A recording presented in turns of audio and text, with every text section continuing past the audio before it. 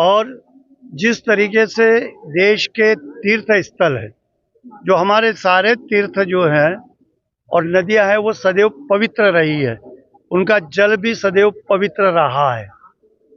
हमारे भक्त जो सनातन धर्म को मानने वाले होते हैं वो लोग उसमें आकर स्नान करते हैं, ध्यान करते हैं, दान करते हैं। उनकी आस्था को कई दिनों से थोड़ा सा ठेस पहुंचाया जाता है। कभी शिप्रा का जल दूषित बताया जाता है, कभी गंगा का जल दूषित बताया जाता है, कभी तीर्थों को दूषित कर दिया जाता है कि तीर्थ ही गंदे हैं। ये सब इससे हमारे सनातन धर्म के लोग और सनातन धर्म को मानने वाले को सदैव ठेस पहुंची है।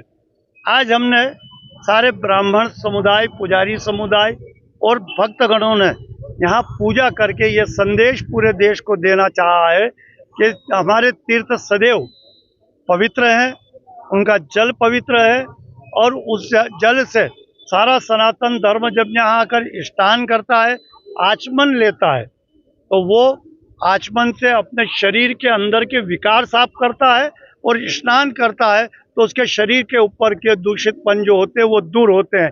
ये हमारे तीर्थों की महिमा है जो शास्त्रों में कही गई है, लेकिन कुछ दिनों से प्रचलन चला था और यहाँ तीर्थों को बदनाम किया जा रहा था।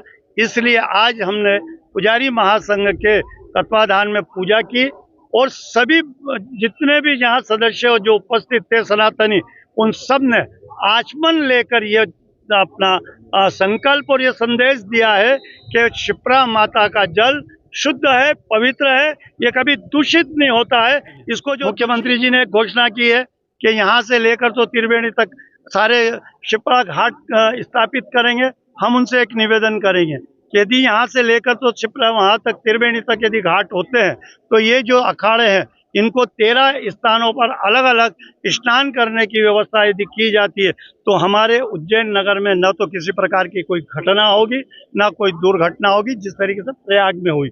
हम यहाँ घाटों पे स्नान की व्यवस्था की जाए।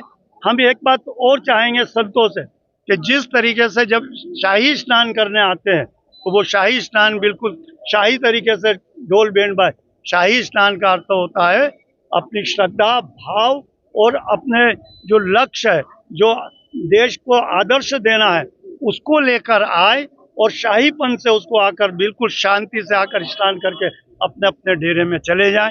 ये हमारा उनसे भी निवेदन है।